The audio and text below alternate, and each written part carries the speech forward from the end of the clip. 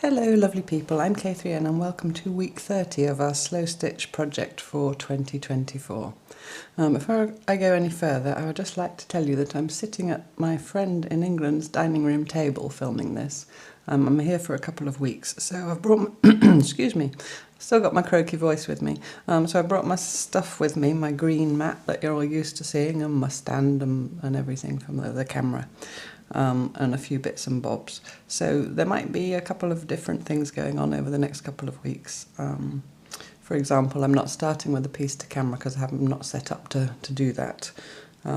So we're going to get straight into it. This week I want to talk about folding, which is something we do a lot of, us cloth lovers. Everybody, well, not everybody, teenage children sometimes don't do much folding, do they? But, you know, we fold our clothes and so on. We fold loved ones into our arms, flower buds unfold, you know. So I'm going to talk about all that kind of thing. And so the project will be taking a background piece. I've got a piece of my woolly blanket that I dyed with red onion skins in the video about onion skin dyeing, if you haven't seen that yet. And then I've got another piece, and this is vintage Japanese kimono silk. And you see it's already creased, but we're doing folding, so that doesn't matter. I don't have to iron it. And this piece is twice the size of my background piece.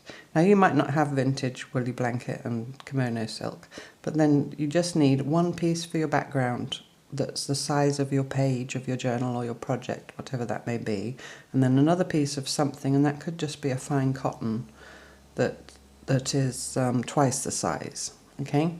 And then the only other things I've got are a needle, and I'm going to use some of this silk thread, which is what I wrap around my eco print bundles, but you know, any sewing thread of any kind, and you could go with different colours. You could use your aughts, whatever. I've got some plie pins, don't know if I might need them, and I've got my snippy fiskars, thank you Sue, and that's it. So all I'm going to do is sew I'm making a knot first. I don't think I'm going to invisible base because I want to kind of just manipulate it as I go along. This is a thing, I think it's called fabric manipulation, but you know, we're going to fold up a bit of cloth and stitch it down. So I'm not going to baste it, I'm just going to make a start. Now you could, if you don't like the look of what I'm going to do, which is going to be all, you know, wonky and organic, you could, if you felt more comfortable with it, just make regular pleats in your cloth. You know, so you could just do something like this and pin them and then stitch them, and then you could maybe embellish each pleat with some kind of stitching or French knots, or you know, just running stitch or anything like that. So if this kind of freaks you out because it's too messy, you could do it regularly. You know, you're still making folds. Do you know what I mean? Like little pin tucks. Get on with it, Catherine, I know what you mean. So I'm going to just start somewhere up in this corner maybe, why not? I'm going to match the first edge, I think. So I've made it twice as big this way. You could equally have made it twice as big that way, or if you've got a square, obviously it will be slightly different. It doesn't have to be exactly twice as big, just in the region of. I'm just going to come through from the back, and I'm just going to start, I think, with a couple of stitches just to get the feel of it. And this is very much about manipulating the top cloth to fit on the bottom cloth, whatever way you choose to do that, but observing what happens. So now I'm going to pinch, because I'm going to do it the wonky way. I'm going to pinch somewhere here and just pull a pleat up and trap it. If you're a regular patchwork and quilter, or a garment maker, or you know, any one of those very talented people, accidentally getting creases and folds in your stitching means you have to pull it out. Here we're putting them in deliberately. And I don't even mind if I pull it up here and some of my background shows. So you maybe want to think about that, you know, choose something nice for the background, something that goes. Apologies if I keep headbutting you. I have to get used to my setup here. So I'm just going to stitch and pinch and stitch and fold, and that's it really. So hopefully you get the idea, and I can just start my wittering about folding. Oh, the other thing before I start talking about folding is, I don't know why it occurred to me. I think it was because I'm taking something twice the size and fitting it into something half the size. See what I mean? Oops, that's not good. There's an expression in English or British English which is fitting a quart into a pint pot. I don't know if that exists in other parts of the world. And it means, you know, a quart is twice a pint. I think that's true everywhere. You'll correct me if I'm wrong. So it's fitting too much of something into a small space, and then that's used metaphorically, you know, if you're overwhelmed with work, or if you've got too much of something and you're trying to squeeze it in somewhere. You can also just with your needle, brief aside, sidebar, Jerry would say. Actually, it's not a sidebar, the other thing's a sidebar. Anyway, now there's a sidebar to a sidebar. You can also, with your needle, just push the cloth. So under or over, or just whatever cloth you're using, just observe how it behaves, you know, and what you do to it and how it responds. It's that thing about having a conversation with the cloth. And like around the edge here, I'm quite liking how that is standing up like that, like a ruffle. So I might do a bit more of that around this edge. And this is really no concept when you begin of what you're going to end up with. It's that kind of stitching. Yeah, so fitting a quart into a pint pot. So I sort of looked that up because that's what I do, librarian that I am. And I think I knew that a pint is, let me get it the right way around, it's 20 fluid ounces in Britain under the British imperial system, but it's 16 fluid ounces in the US. I don't know about other parts of the world where they don't use the metric system of litres and all that. And the reason for that is that the British imperial system was only standardised in 1824, if I'm remembering correctly. Before that, the British Isles used some kind of, you know, weird hybrid measuring system that was partly from the Romans, and then before that from the Germanic people that occupied the British Isles, you know, the Anglo-Saxons. And the American system, or the US system, then, do you see I'm just pushing it with the needle at the same time? Look up, I'm showing you something. Do you see how here it's going curvy? And I like that, so I'm going to push that in with my needle sort of to echo that curve. And then just anchor it with a stitch. Yeah, so the US system was based on that pre-1824 British system. And then later on the British system that was standardised differently, because the ounce is actually slightly different as well. So if an American goes into an English pub and orders a pint of beer, he'll be surprised to receive more than he would. Can you buy a pint of beer in America? Do you have pints of beer? Well, you have pints, and you have beer, so I would imagine. But I don't know if you have, you know, have it in pint glasses. Anyway, so that's completely got nothing to do with folding. It was just about fitting something twice the size into a half-size space. I seem to be stitching up and down. It's interesting. It's always interesting to me how I stitch while I'm talking to you at the same time. Because I think that's really, well, is it mindful? Because am I thinking about my stitching while I'm talking to you at the same time? I don't know. It's interesting anyway, to me at least. Yeah, I could weave about. I think it's because most of the stitching that I do is up and down stitching, parallel lines, parallel-ish lines of running stitch. So that is just what I do when my hands are doing what they want and my brain's not interfering. So I'm just going to go with that and let it happen. Yes, so folding. It's like folding clothes. My mother, when she was a young girl, worked in a quite famous British department store called Marks and Spencer. And there, part of the staff training was how to fold. You know, how to fold shirts, for example, a long sleeve shirt where you bring the sleeves in and, you know, you make sure that they're even, and then you fold the bottom up. And she folded a small part of the bottom which sort of relates to the shirt tails, and then folds the top over. And when she did it, it was perfectly neat, just like those shirts that you could then put in the packet, you know. When I do it, doesn't look like that.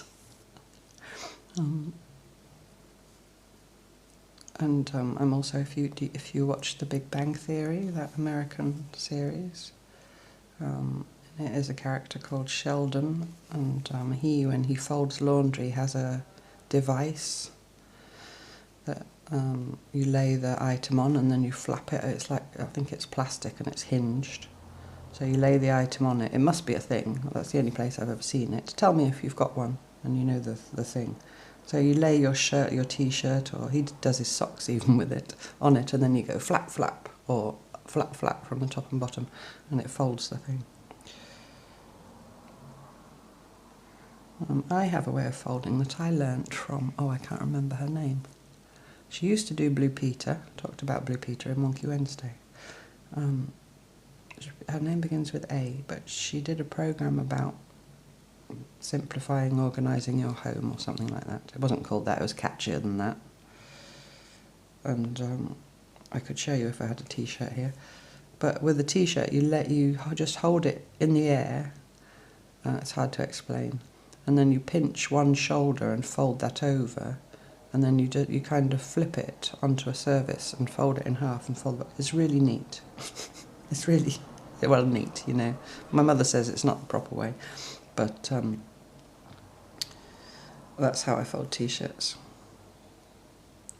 And socks. Are you interested in how I fold my laundry?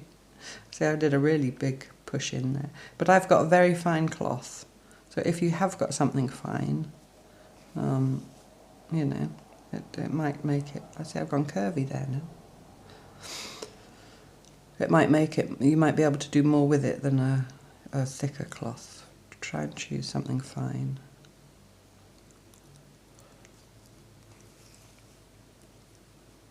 And other things about, yes, I talked about folding in people into your arms, or, you know, you fold a child into your arms. I just think the word fold itself is such a lovely word. And it's obviously so much associated with cloth. I mean, you talk about the folds in the river. I've heard that used poetically, you know, when a river meanders and bends, that talked about as folds. Folds in the landscapes, you know, the folds of the hills. See, so I've got this super flippy floppy thing, and I'm just going to push that in. And do I mind if it sticks over the edge a bit? I don't think I do. And I'm going to push it in a little bit. I hope I'm staying in. Yeah. Ouch. Stabbed myself. That's because I was looking up to see if I was in the middle of the screen and not making it go blurry. Although I've got exactly the same stand and everything, I think I might have you slightly lower down. I'm sitting on a different kind of chair. Obviously I didn't bring my chair with me in my suitcase. I'm sitting on a normal dining room chair. And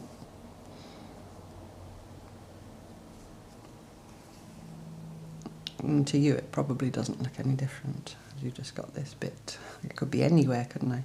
I could be in Antarctica, well then I'd be shivering probably. I don't know why Antarctica came into my head.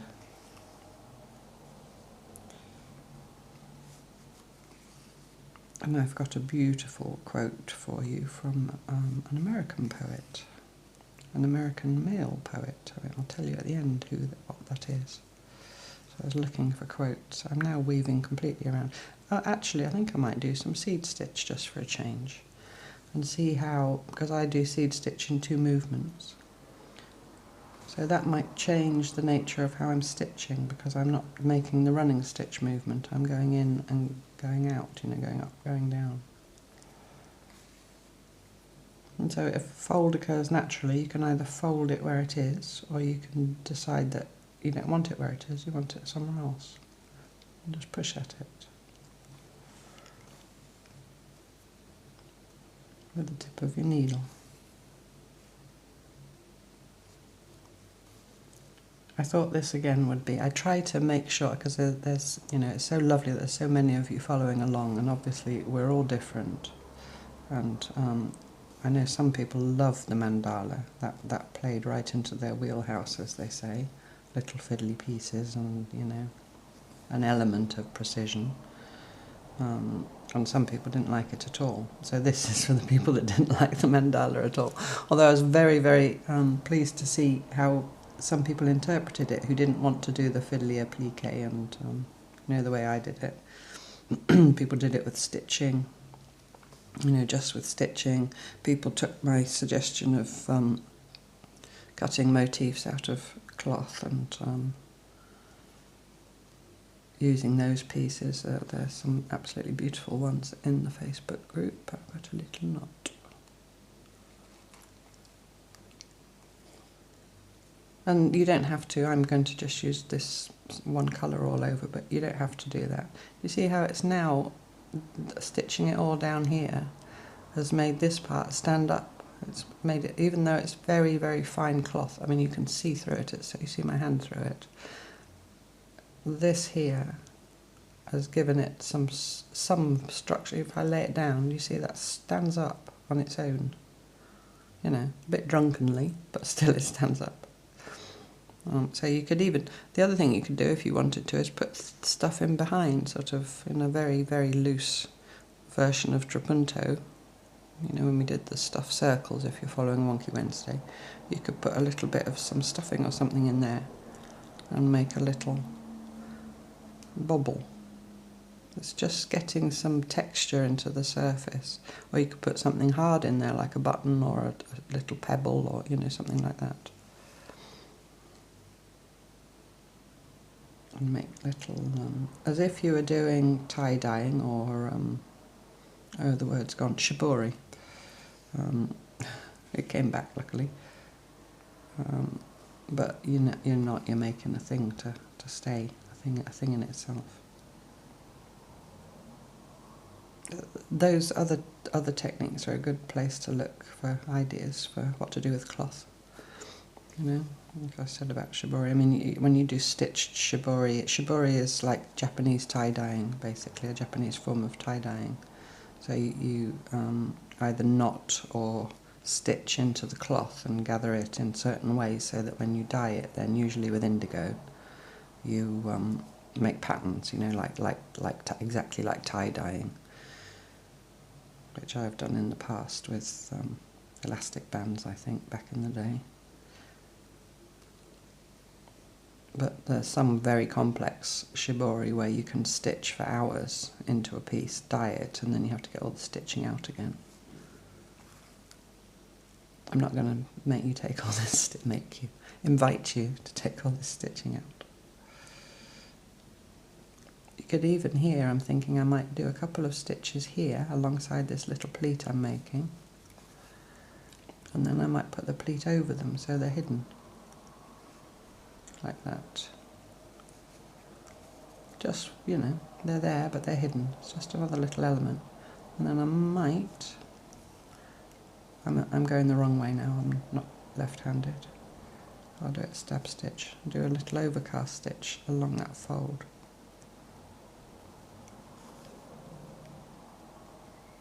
I hope you can't hear my tummy rumbling. I haven't had my breakfast yet. It's very, very early. Thought I'd get up early and do this while the house is quiet. I'm staying with friends, like I said. But I wasn't the first one up. I think I got up at about 6:15. But the house already smelled of baking bread. And that is my friend's husband. That's the only bread there is in this house. It's his home-baked sourdough. And he does other versions of it. And I think he started, like a lot of people, during lockdown. And it's delicious. And he also makes marmalade, which, you have marmalade everywhere? Marmalade is jam made of usually oranges or some kind of citrus. So yeah, might be homemade sourdough and marmalade for breakfast. So I quite like the look of that. I might do some more of that elsewhere. You see, I'm showing you something. That little fold. So there are some running stitches behind that are hidden, and then I've done my little line of overcast stitches. I don't know what to do here now. I might do smaller stitches. So this is really just playing. So you can play with the stitching, and you can play with manipulating the cloth. Let's pull it a little bit together. Just to gather that up a little bit. I think I might do a couple of little crosses here. I don't know why, just because. So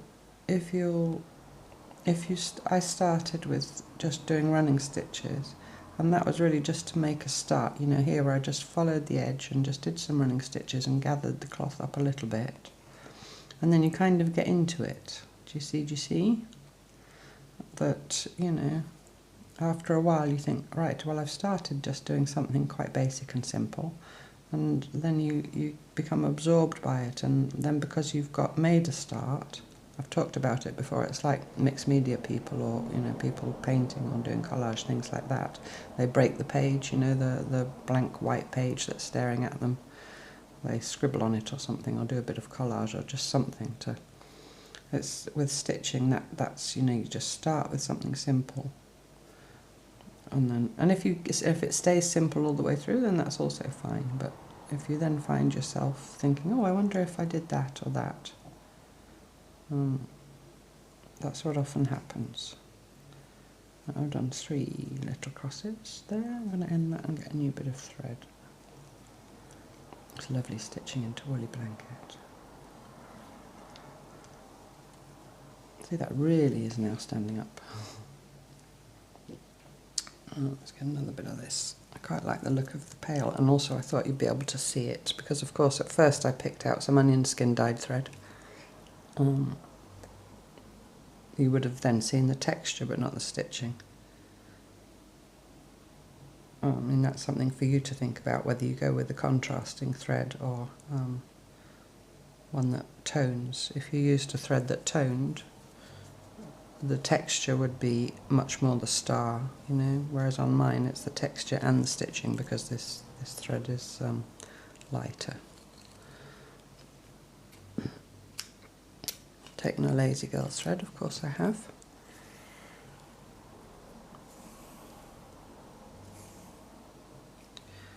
I meant to look up and I forgot, I didn't, because there's something called a sheepfold, you know, which is a little pen that you put sheep in. And you talk about the shepherd putting a sheep into the fold. I wonder how or if that's related to folding, as in folding. You know what I mean? The French for folding is plié.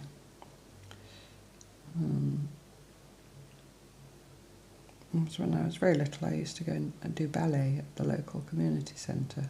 There's a photo somewhere of me and my tutu. I'll show you one day. I think I've said that before.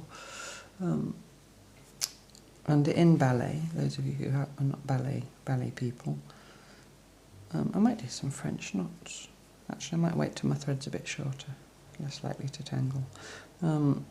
You do that movement where you stand with your 2 feet. Apologies if you're a ballet expert. I know one person who's a ballet expert, who's a lovely Yorkshire person who now lives in Canada. You know who you are. You stand with your feet like this, and then you bend your knees, but your knees are pointing out, and that's called a plié, I do believe. But when I was doing ballet, they called it windows, because we were the very, very little ones. But that's to fold, plié. So I guess it's because you bend your knees. That's like folding. Folding is bending, isn't it? That really was too long. It's getting dreadfully knotty.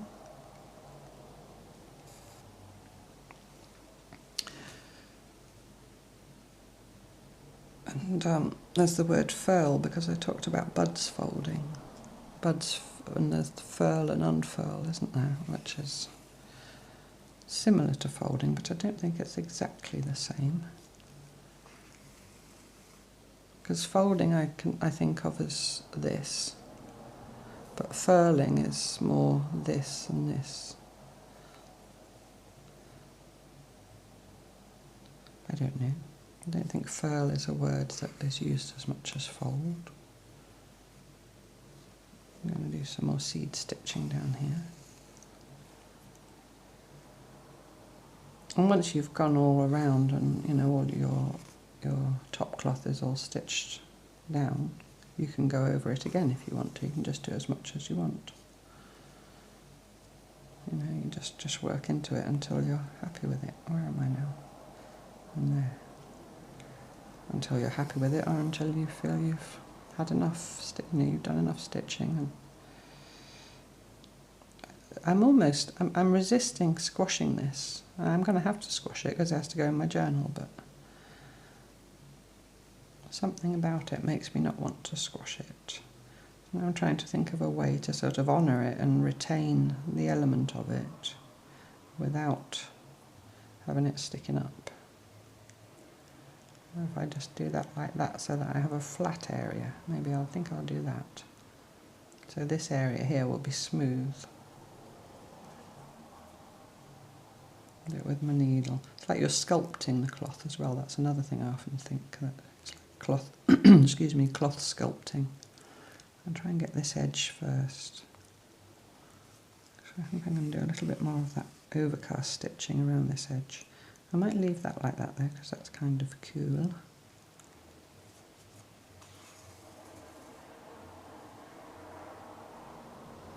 And when I get up here, just make a smoother fold. I'll just put it down and do it. If you feel, you know, if you're doing a long length like this and it's handier to stick a little pin in, then go for it.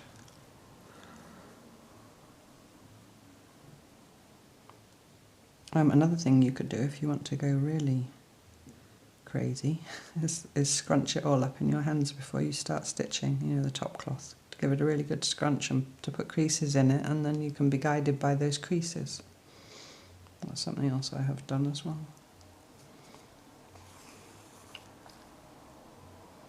Or you could, even if you wanted to use more than one piece, you can get several pieces of cloth, you know, and you could do overlays if you had very, very fine cloth. You could put layers.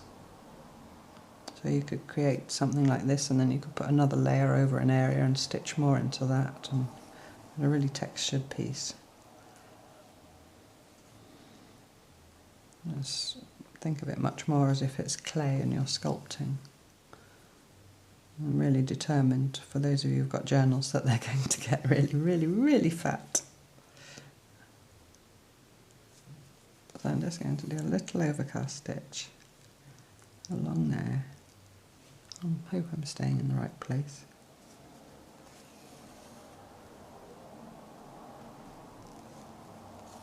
And that will give me some contrast between all the texture of all the creases and folds everywhere else, and this little area that will be flat. And I may or may not stitch into the flat part, we'll see. We'll see, we'll see. Yeah, the other thing I think of when I think of folds are the folds in one's face. The wrinkles and folds, you know, that give your face character. That a record of where you've laughed or cried or been angry or whatever you've experienced on your life's journey. And creasing as well. You talk about someone's face creasing into laughter. That's creasing and folding.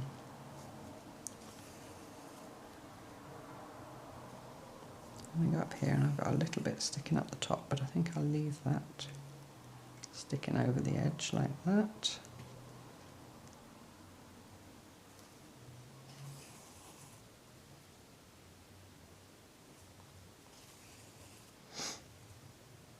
Oh yes, so now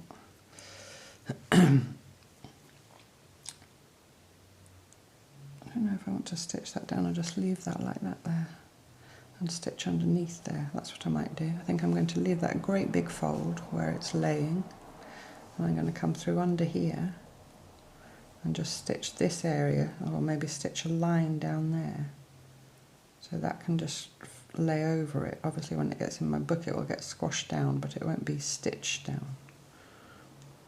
So I need to come through to the back. I think I'll end off. I don't want to waste my lovely silk. I haven't got much of it left, and when it's gone, it's gone. Whoops.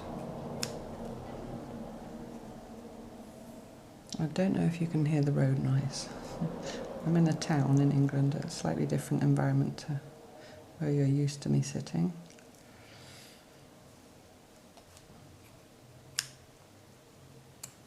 Right, so I'm going to come up, I'm going to push that fold out of the way and just stitch along the very base of it.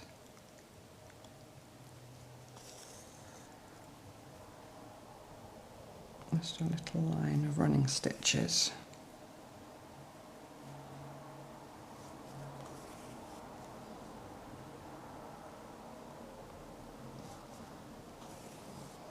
And then see how it lays back again when I've done that, because it might change how it's sitting there just by putting in the stitching, although I'm trying not to catch that big fold. Let's have a look.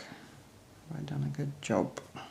Oh well, I think I've not done a bad job at all. I've put an extra fold's come in just because of the tension of one of the stitches there and where I've caught the thread of the cloth.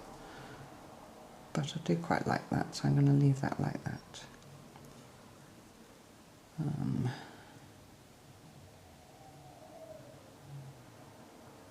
going to just shoot through to the back, turn it round. I think I might now do some French knots on this area here, just for the fun of it.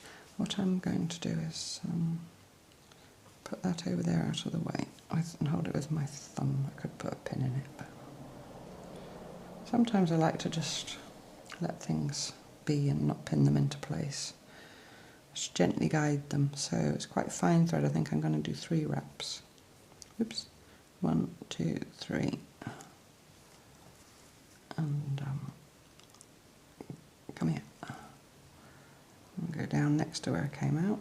And then once my needle points in, if you don't know how to do French knots, you might want to look up. I'm going to tension that not too tight so I can't get through, and then I'm going to come up wherever I want my next knot to be, and then you can do them in one movement. And there's one. So then I'm going to decide, I think I want my next knot to be here, so I'm going to turn it so that's away from me. Untwist my thread a bit. 1, 2, 3 times around the needle, put the point in nearly where I came out, and come back up where I want my next knot, tension it around the needle, hold it with my thumb, and just pull it through. And there again, do I want to put one up there? So that's where I'm going next. 1, 2, 3. It's just another way of doing French knots. I don't think I showed you that when I've done French knots before. Tension it around the needle, hold it with your thumb. And the next one I'm going to put maybe, don't know, maybe there somewhere. No, maybe there, if I can get there. There's a kind of limit on how far away you can go, obviously, or how close, because it depends on the thickness of your cloth, how small a bite you can take. And obviously it depends on the length of your needle, how far away you can go. But, whoops, oop. It's alright. 1, 2, 3, I hope I'm still, yeah. So I wrap round and I get hold of it, put my point in, go to where I want to go next, tighten it gently, not gently snug, not too tight. Make sure you, when you've got cloth like this, it is liable to get caught around it. I'll do a few of those on there. I might actually do some 2s as well in between. 1, 2. smaller ones. No reason they all have to be the same size.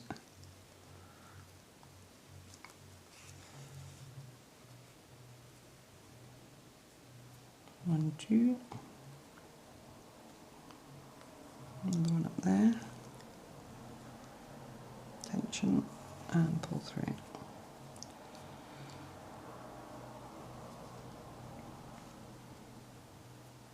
One, two. I can hear music, but not, you know, because it's coming from, I'm upstairs. It's coming from down below, so I can just hear the do, do, do, you know that when you hear. But it's quite rhythmical. It's quite a nice sound. It's not like the bass sound of heavy metal or something. I have nothing against heavy metal. I like heavy metal, but I like to hear all of it, not just the, you know, the bass. I'm going to do one more with two.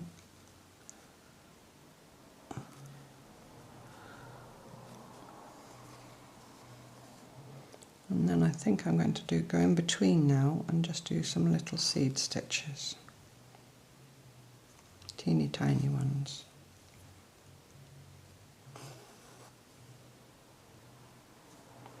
The only thing is now I'm trying to guess what song it is just by hearing the do, do, do.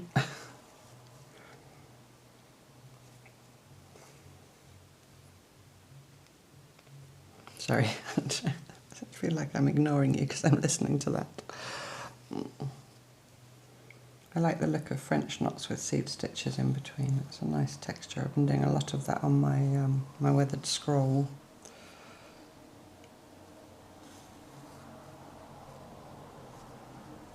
That I've been stitching on the piece that I had outside for 10 or 11 years that I've recently joined back together and joined up, you know, joined all together.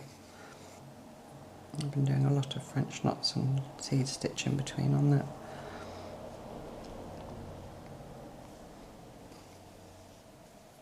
It's really nice combination because you can vary the wraps of your French knots, and also you can vary the tension. You can make them tighter or loopier. That gives you a different textural look. I mean, it's all about texture, this piece, so it seems relevant. And then you go back and do the seed stitching in between. You can vary the lengths of the seed stitching as well. Do bigger ones and smaller ones.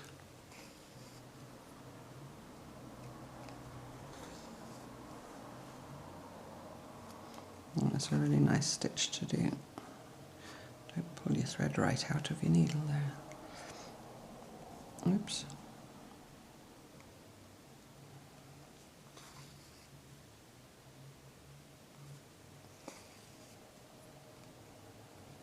While I'm here, I've asked to be taken to, nearby there's a forest, a public access forest, and it's got in it a great big tree, an oak tree. And I can't remember how old it is, but it's very old. And it's split completely up its trunk. And it's got a band around it that's been put around it to hold it together. It's called the belly oak, I think. And I've never seen it in real life. If I go and see it, I'll try and remember to take a photograph and then I can show you. If you're interested in seeing a tree with a band around it. It obviously won't last forever, but at least they've tried to make it last a bit longer.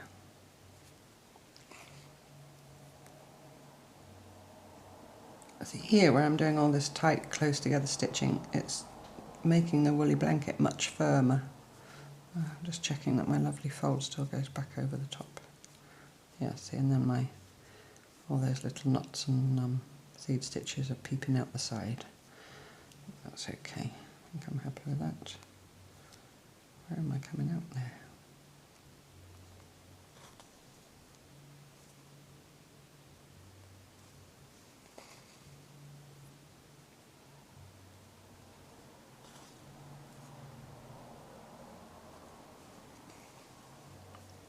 Yeah, I don't think it's a good idea to be quiet for you to hear me stitching because I think you'll probably hear the traffic.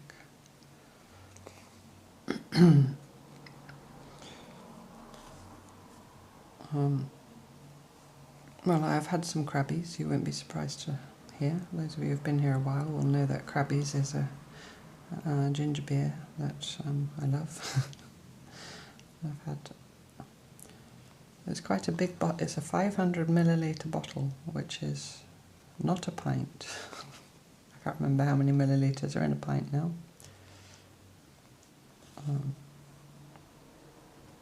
And obviously a pint, either a US pint or a British pint, will be different. But I don't often drink a whole one. I drink half of it and then put it in the fridge with a stopper in the top. We did have an Indian takeaway the first night I was here, and the second night, because you always get so much. It's enough for 2 nights. Yeah, it's been lovely so far. We had our CQS meeting on last Wednesday, and that was lovely. It's been warm and sunny here, not too hot. Today's a bit duller. So we had a lovely meeting. There was a few people couldn't make it for various reasons, holiday season and all that. But we did a lot of show and tell, which was lovely to see everybody's work. And for people, because there were so few of us, to have a chance to really talk in detail about their processes, and because our exhibiting year, we've got one more exhibition coming up in September. Well, it's the same work that was at Nailsworth, nearly the same work. There'll be there's a couple of people that are putting extra or different work in. But, most of us don't have any more work to do for that. The work is made and everything's done. So now we're going into what we call our fallow year. So we have a year when we don't exhibit, and then we just concentrate on our own work, and then we share that, where we want to, where we like to, with the rest of the group, and get feedback if we want, and so on. And I mean, the exhibiting year is wonderful and exciting, and it's lovely to share and have exhibitions and talk to people and all that. But the fallow year as well, when we just kind of fold. There we go. I wonder if fallow and fold are related. Anyway, when we just sort of fold back in on ourselves as a group and concentrate on our own practice and process, because it's an entirely different thing creating work for an exhibition than it is just creating work, for the joy of creating, the joy of the process. I mean, creating work for exhibitions, I like both. Creating work for exhibitions it kind of focuses you, and I like to tell a story with the pieces, whether it's, or the piece, depending on the scale. This time I put 3 pieces in. Last 2 years ago it was just one large piece. But, it becomes absorbing, and the whole, you're creating the thing with the whole story around it and a theme, and and we have to write statements about the work and ourselves and so on. So it really focuses your mind. But then when we go into the fallow year, then it just becomes much more about exploring and playing and examining what directions you might want to go in, or learning new techniques if you feel that you want to bring new techniques into your work. So both, it's just lovely that we've got that 2-year cycle, so we get the best of both worlds, really. So I know some groups I've been members of in the past have been purely about the exhibiting, and that becomes a real pressure. I'm just going to do some more of this stitching up and down here, I think. Just running stitch. I'm going to do one extra line here to start with, kind of parallel to that first line, and take slightly smaller stitches, and then after that I'll see, one thing at a time. Just deal with what's in front of you. That is also my kind of mantra for life as well. Just deal with what's in front of you and avoid getting overwhelmed. It's not always possible, we do have to plan ahead a bit, I know.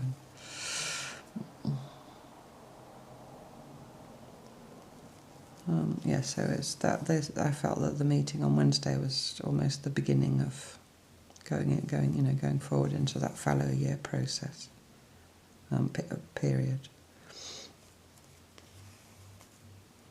And then also in the afternoon after lunch, it was a sunny day, like I said, so we all sat outside with our sandwiches. We take a packed lunch with us.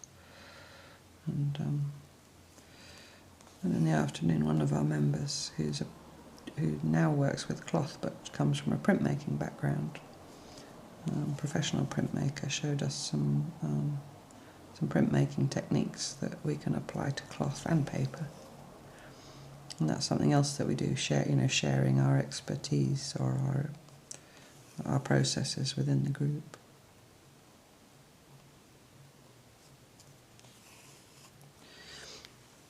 Right, so do I want to? Yes, I think I like that. I think I want to do a bit more of that.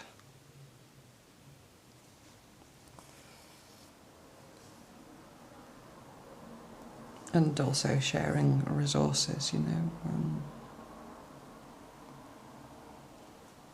books, recommending books to each other, or YouTube channels, yay!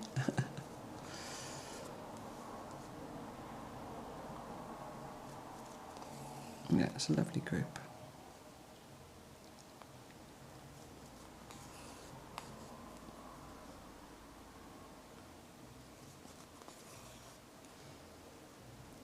The idea of, the feeling of stitching silk to wool, I think it might be my favourite cloth combination. Well, woolly blankets I've never had any trouble getting hold of. And this is a part of a Whitney blanket. I said in a past video that it was a Woolsey blanket. I misspoke. I think Woolsey is a brand of sweater or jumper. This is a Whitney blanket from Whitney in Oxfordshire. But wool and silk take natural dyes beautifully. But they're harder to thrift than cotton and linen, that's for sure.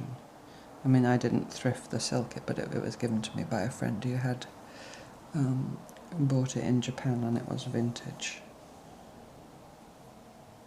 She shared it with me.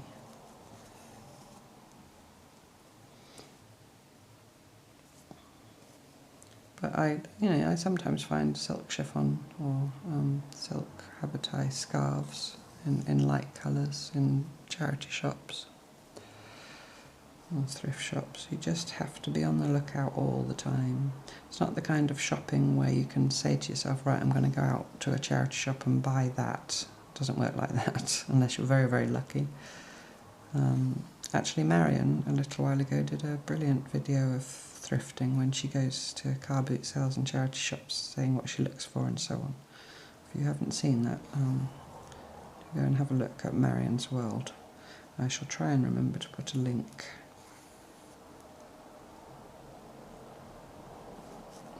And, just thinking outside the box when you're thrifting. But the main thing is just when you see these, if you see these places, thrift stores or car boot sales or yard sales, flea markets, whatever, just go in and go with an open mind and just think of what you will use in your work. But then think of what you see as cloth, not whatever it is currently made into. That makes sense. That's not a man's shirt, that's a lovely big piece of checked cotton, or whatever.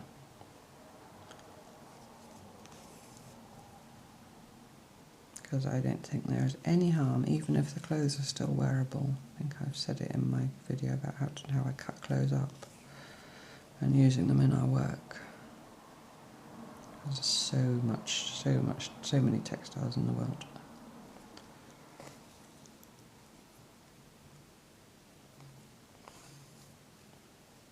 I'm just going to come back up because I'm enjoying the doing of it. I'm not even looking at it now. Sometimes I look and see and say to myself, I think that would look good or that would look good. And other times I'm just enjoying doing it, so I just do it anyway, regardless of how it looks.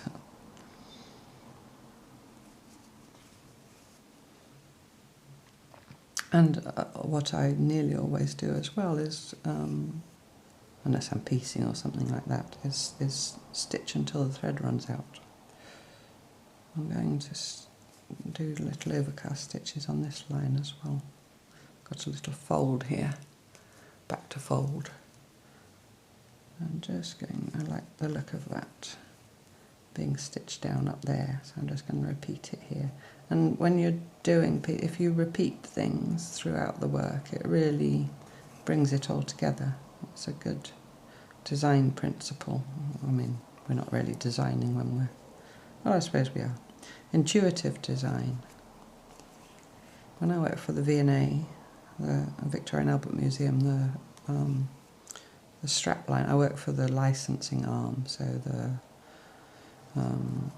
part of the V&A that was responsible for the shop and publishing and all the licensed product, you know, like bed linen inspired by something in the V&A collections, and China, and, you know, pewter, we had all kinds of stuff, jewellery, all that stuff, which made money to support the museum. The strapline, anyway, was inspiring design. And I like that because it's kind of had two meanings, you know. The design itself was inspiring, and it inspired, and the V&A inspires designers. Anyway, this isn't that, this is intuitive design, it just reminded me of it. So you're not designing in that you're getting the whole piece down on paper before you even start. Yeah, it's also known as making it up as you go along. Right. I think I want to put a little bit more seed stitching here to sort of carry this down through more. I think there's a bit of a jump between this area, which is quite densely stitched, and this, which is more sparse. So I don't want to make it all dense. I just want to put a few more here, and so it sort of graduates in more, if that makes sense. So that's me now looking at it and assessing and making a decision, rather than here I was just stitching up and down for the pleasure of stitching. Your process may be completely different. I'm not telling you the right way. I'm not telling you the wrong way. I'm just telling you my way. A tiny bit of silk, but I'm not going to waste it. It might just be enough. So I'm going to start up here where it's densely stitched, and then do a few, but leave more spaces in between. I've done those two in line now, that's not what I wanted. I'll put one across in between them to break up the line. So, and I'm just going to gradually start spacing them out a bit more, and gradually make them slightly bigger at the same time. Hopefully, that's my plan anyway. Come up in there.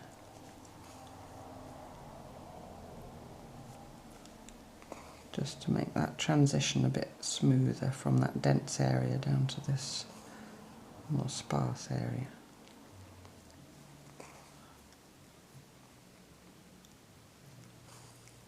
That's getting there.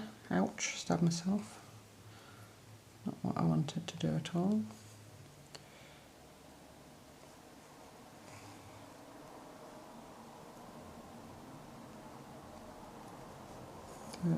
It's just those little decisions you make along the way. Or you just stitch and see what happens, or you stand back and look at it, or sit back, or stand, I don't know. Does anybody stitch standing?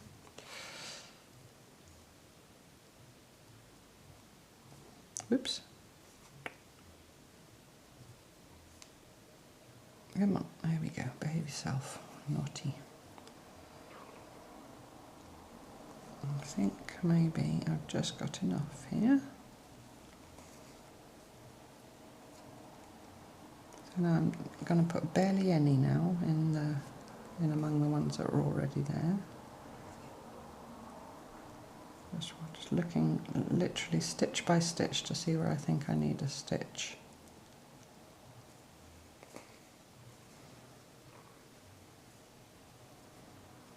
I'm just going to put one there because I've got quite a few going in that direction, so I'm just going to put one across just to break that up a bit. That's better. And I think I've just got enough thread for one more down there, maybe a slightly different direction. There we go. End that off.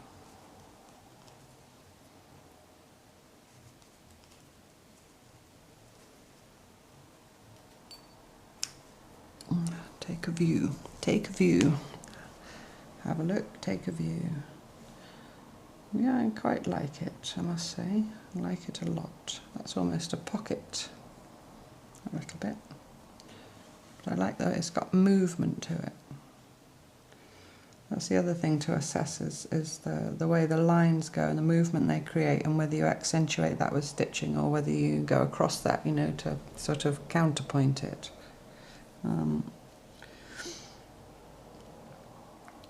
I'm just now wondering if I think I want to do anything else. I think what I might do is introduce another colour. I think I've quite fancy doing some darker through there, because I like that's almost straightness, and I think I want to make that even denser. So here I've got sort of straight and quite flattened, a flattened area, and here it's much more foldy and organic, and then there I've got this sweeping. Yeah, so I think I'm just going to find another thread in here in my little travelling pouch. Stick my hand in, see what comes out. All kinds of stuff that I stuffed in. What's that? Ooh, I'm not showing you that, that's for Wonky Wednesday. You'll see that on Wonky Wednesday. I've already made Wonky Wednesday, so that was filmed in France. I made it before I came. I use this brownie beige. Or should I use some of my onion skin? I think I use the brownie beige. I think the onion skin is too blendy.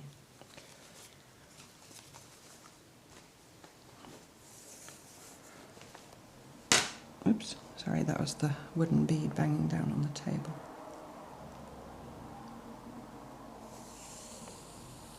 It's quite long, I'm just going to double it up.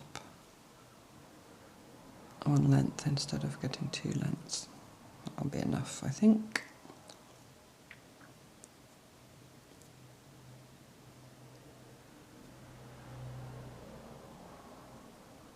When I get round to it, when I was over in England before for the exhibition in May, was it May? I think so.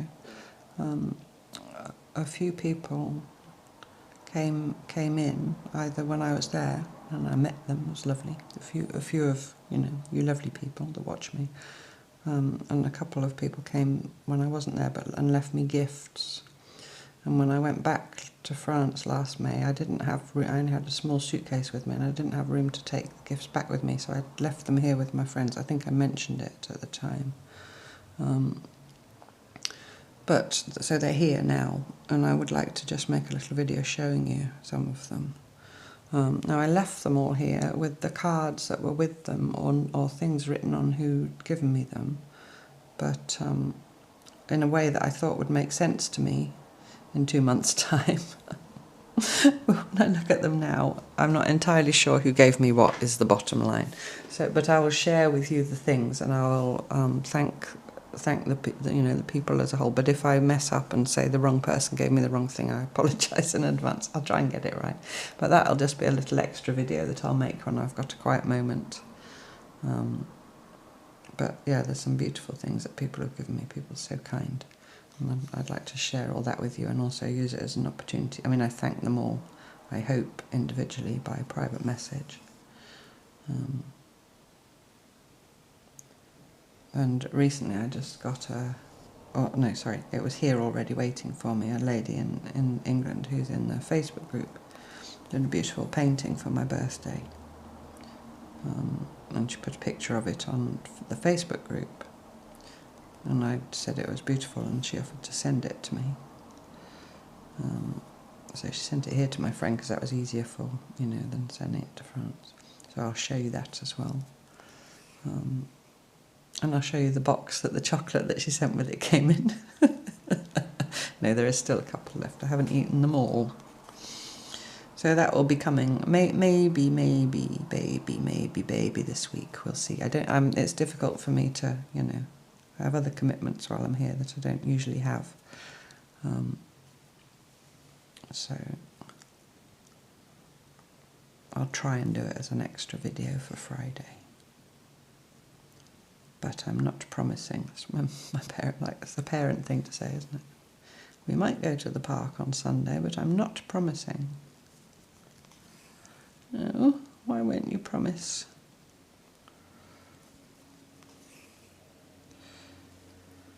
So yeah, I'm going to go all the way down to the bottom with that. I liked doing the mandala. I enjoyed it. I liked making it, and I liked the finished piece and all that. But I must say, this is much more me these days. Just doing this, just getting some cloth and stitching it. So I will be very interested to hear. Well, I know that some of you will love this and some of you will have preferred the mandala because, as I always say, we're all different.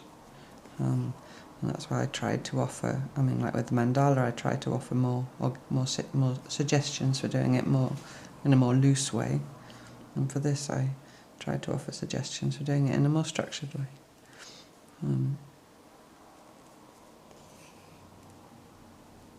And it's wonderful that I've got the Facebook group and Instagram, you know, and people with people with YouTube channels who share. It's worth putting. They don't always use the hashtag. That's the problem. I don't know how you'd find them, and I can't link them all because there are quite a few people. I don't know if you can search K3N Cloth Tales and people who've tagged me come up for you. I mean, I see when someone's tagged me, obviously. I don't know if there's a way that you can see who's tagged me. I mean, I mention every now and then somebody if I've just watched their video for you to go and have a look, you know, if they've done the project. I'm just wondering if there's a way that you can you can find a list of all the people that tag me in their videos. Probably not. That would be too logical, wouldn't it?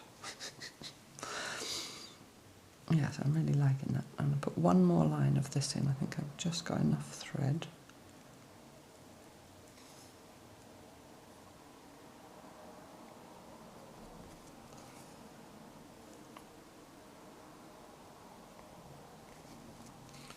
And then I can put it in my journal.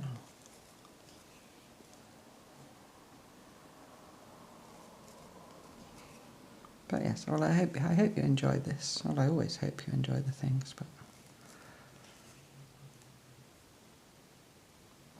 in whatever form you decide to do it. And I very much look forward to seeing.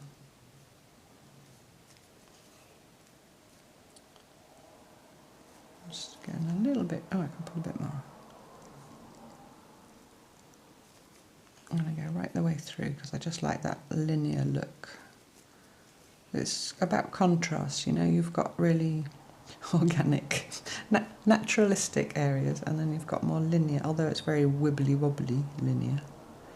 But folds, yeah, you know, folds in the landscape. It's another thing I often do is if I'm making something that's not really representative but has a kind of theme to its structure or the story or whatever, is while I'm stitching I'm thinking about even an image, you know, or words or whatever. So if you were stitching something and in your mind you were imagining ploughed fields or rolling hills, or, you know, just visualize those things in your mind while you're stitching, that's a kind of meditation as well, if you can conjure those mind pictures. And they might be of places you actually know or in your own environment. Or, you know, if you see a woodland from a distance, so all the lines are blurred and you just see the different colours and the different heights of the trees, and some trees are spiky and some are roundy. Just really explore that image in your mind while you're stitching, and it kind of comes from your mind into your hands and into the cloth. That maybe we'll explore that in a week, in one of the weeks, you know, in more detail, using an image to translate into a stitch project, and then we'll all have something completely different. But I just thought of it because I was starting to think of folds in the land, and on a beach, you know, when the tides made the fold lines in the sand. You walk, if you just, you know, go about the place, go about your own home, looking for folds, looking for things with folds in, and interpreting folds in the loosest sense of it, of something being laid over something else, or something being not flat but rippled, you know. So anyway, there we go. There's my little piece. And also, don't be afraid to turn pieces. I think I do want it that way up because this is a vessel, and so the opening needs to be at the top. But sometimes you can look at a piece and think, meh, and then you turn it and you go, oh, yes, I like it that way. So, you know, something else to think about. Okay, because my journal's now getting so fat and it's getting really hard to photograph things when they're in the journal, I'm going to pause to take a little photo of this, and then I'm going to come straight back and put it in my journal with you. There we go, I'm back. It was just something that occurred to me last time when I was struggling to hold the book open to take the photo for they call it the thumbnail, you know, the little picture at the beginning on the title screen. And I thought, I'm sure the people won't mind if you just ask them to, because you don't have to wait. That was no time at all for you. So I can take a picture of it before I stitch it in. Okay, so here's the journal. I did bring that with me, of course I did, and the Wonky Wednesday journal. Find the page where I'm at. There's a mandala, my foldy mandala. Let's go in here. And we're on week 30. So we're into the 30s. Oh yeah, I like that against the cream. And I want something to stitch it on with. I use some of this again that I just used. Get another bit and double it up. And I also brought with me, if only I could remember where I put them. Oh, not in there. Giant paper clip. Oh, sorry, I'm a bit up in your face. I think I'll put it back a bit lower still. Hope it's not too annoying. And then once I've stitched this in, I should tell you what the poem is. So stay for that. Don't go anywhere. I just think it's a wonderful line from Tennessee Williams. I'll tell you the poet. You have to wait for the line till I write it. And now you have to wait for me to thread my needle. Sorry. Turn the needle round. There we go. Yeah, I learnt that from someone here in the comments a long time ago. A few months ago, that needles have a front and a back, and if they won't thread one side, I knew it about sewing machine needles, obviously, because they only go in one way round, and I knew that they had a groove on one side to accept the thread, but I did not know that hand sewing needles did. So now I'm sharing that with you. So if it won't thread from one direction, try turning the needle round and threading it from the other.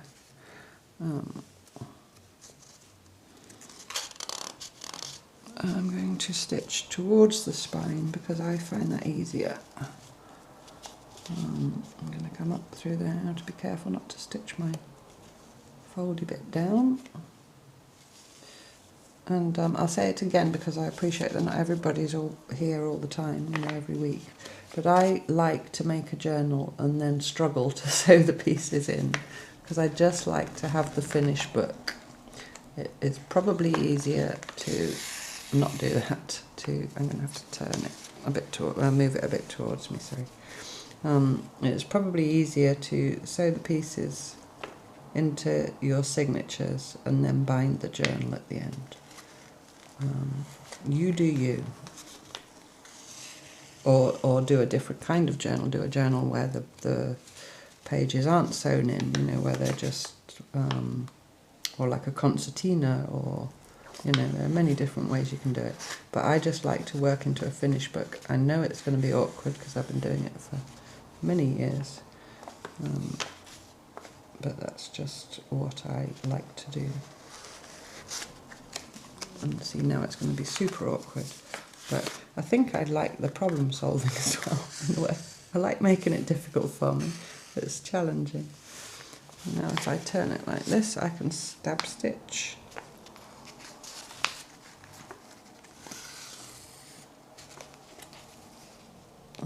Excuse me if I headbutted you. And that'll do pig. See, I get there, I get there. And I also like big fat chunky journals. If you don't, then you have to make several smaller ones. I wonder if I'm going to put a dangle. I have got some dangles. I did bring some. I've also got my friend's studio downstairs where there's everything you could ever wish for. But, you know, it's lovely to have access to other people's things, especially when they're as generous as my friend is. But also, you want your own things sometimes, don't you? Right, let's have a look. I see I brought this little tin of things. Oh, look at these. I could use one of these. These came from Sheila, who did me the lovely painting that I'm going to show you. Now dropped it. Come here. In the video, hopefully on Friday, of all the lovely gifts I got. These are collarless safety pins, vintage. I think she said they were French. I might put one of those. That seems, because the theme is folding, I think I'm going to include one of those, so I'm going to cut this off and not do a dangle. I'm going to pin this on. I'm going to pin it somewhere. No, I don't want to pin that. So although it'll get squashed, I'm going to put it down here. Oh yes, I might pin something to it. What have I got that I could pin to it? A pin with nothing to be pinned seems... Let's talk amongst yourselves while I root about in here. See if there's anything I can pin on. I won't put it under the... I hope you can hear me. I won't put it under the light because it'll glare. Like that. Can it go through that? That's a little pearl. No, it won't. Oh dear. Come on, Catherine, just choose something. Well, I can't find anything. What about a little bit of cloth? I've got this bento box rice bag with me with some scraps in.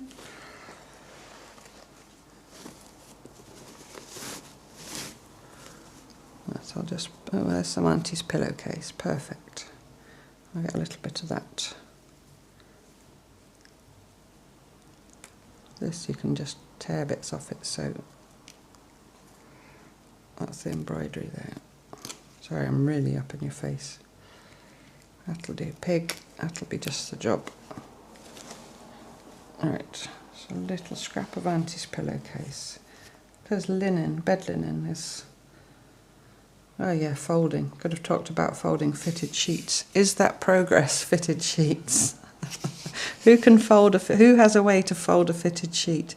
I start trying to fold it, but then I end up just screwing it into a ball and thinking when it goes on the bed it'll you know, get stretched out flat, won't it? It won't surprise you to hear that I don't actually iron bedding. I know some people love... I love ironed bedding if someone else has done it for me, but I don't bother.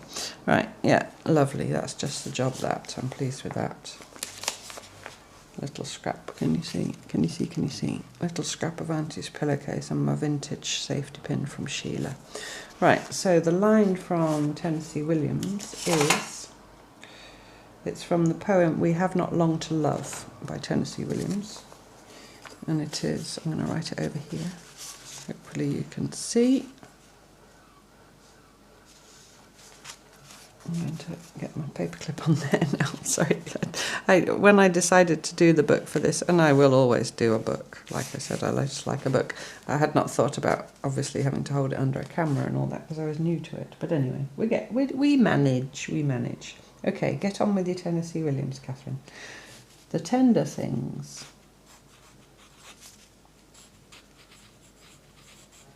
the tender things, this page is quite dark, I hope you can see.